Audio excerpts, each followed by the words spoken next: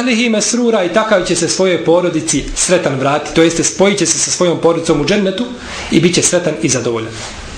Kaže poslanik sallallahu alejhi ve sellem u jednom hadisu koga prenosi imam Buharija od Ajše, da je poslanik rekao: men nuqiše uzib, onaj koga Allah dželešanu bude obračunavao, taj će biti kažnjavan. Taj će biti kažnjen, neće se izvući.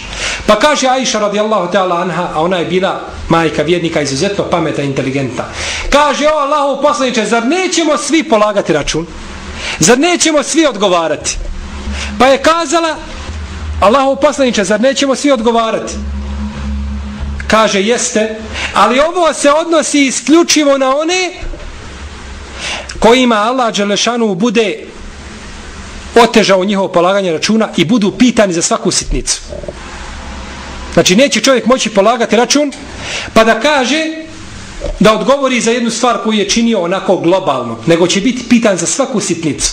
To kome Allah dželešanu bude tražio od njega da odgovori za svaki detalj svoga života, za svaki fils i za svaki dirhem koji je imao i gdje ga je potrošio i u što ga je dao, takav će teško položiti račun.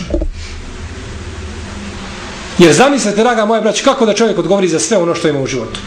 No međutim, vjerniku će to biti jednostavno. Jer će Allah dželešanu njemu progledati, što mi kažemo progledati kroz prste, i učinit će mu polaganje računa jednostavnim. Kada dženetlije braće uđu u džennet, a džehennemlije u džehennem, Allah tebareke ve taala će doći sa smrću u obliku jednog ugojenog jagnjeta. Pa će se ta smrt preklati. Pa će se kazati stanovnicima dženneta: ja ehlel dženneti huludun wala meut, wa ja ehlel nar huludun wala meut. O stanovnici dženneta, vječnosti nema smrti. O stanovnici džehennema, vječnosti nema smrti. Svako u onome u čemu je vječno. Stanovnici vatre u vatri, a dženetlije u džennetu. Pripremio je uzvišeni Allah tebareke ve taala, draga moja braćo, svojim robovima u džennetu ono što oko nije vidjelo, niti uho čulo, niti može da padne na razum čovjeku.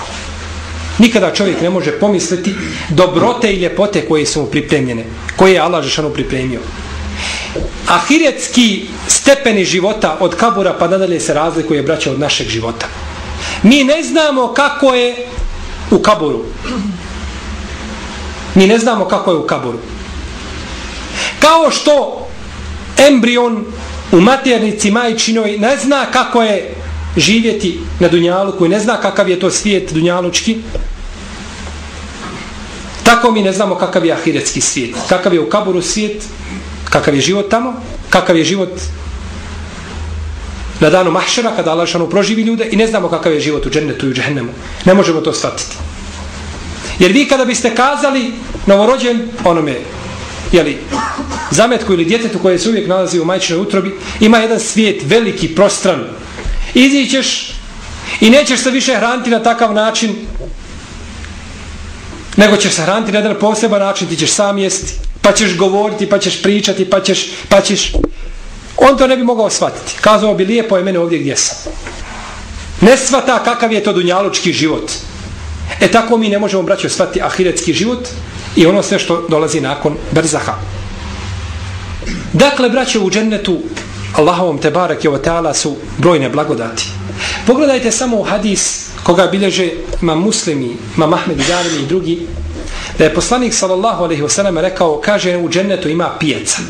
Ima jedna pijaca u džennetu. Kada čovjek iziđe na tu pijacu, duvaće blagi povjetarac. Blagi džennetski povjetarac, nije ovaj dunjalučki.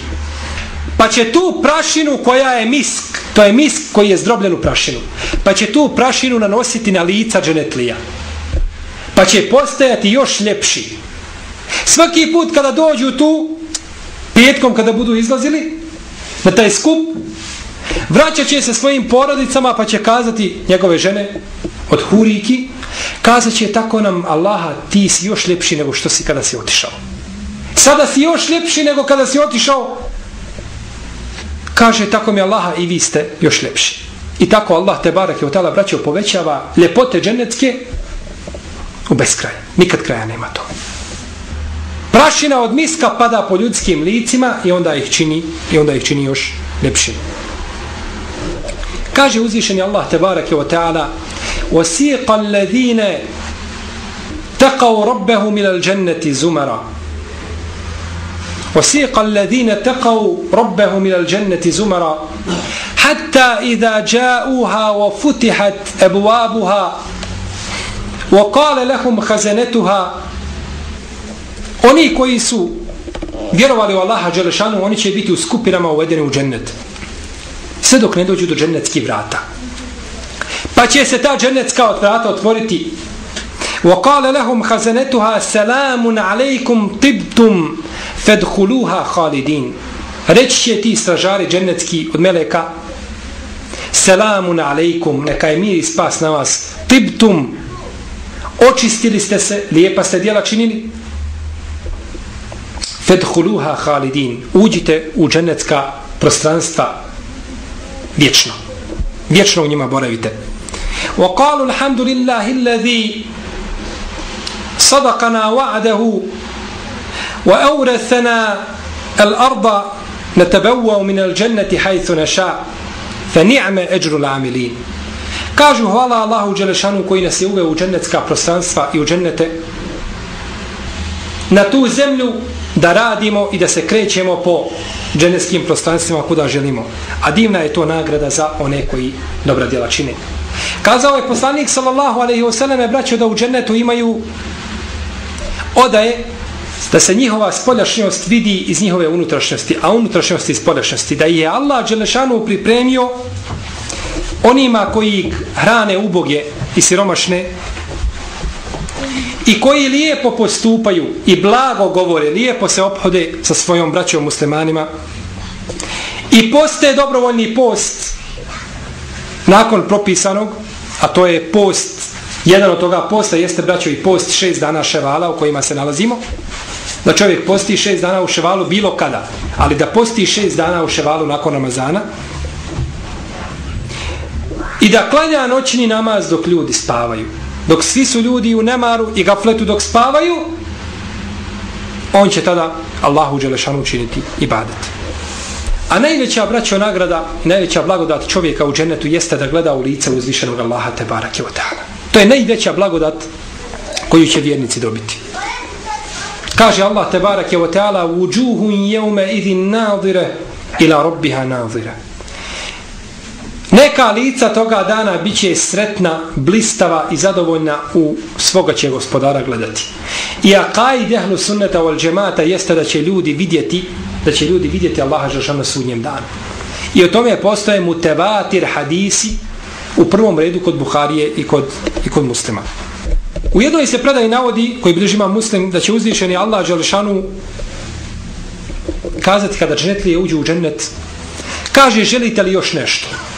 Želite li od mene još nešto? Pa će kazati: gospodaru naš, zar nam nisi dao sve?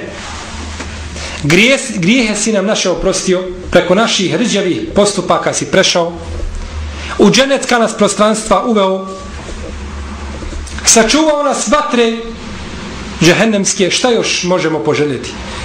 Pa će uzvišeni Allah te barake ve taala skloniti hidžab i zastor koji je između njega i njegovih robova, pa će gledati u lice svoga gospodara.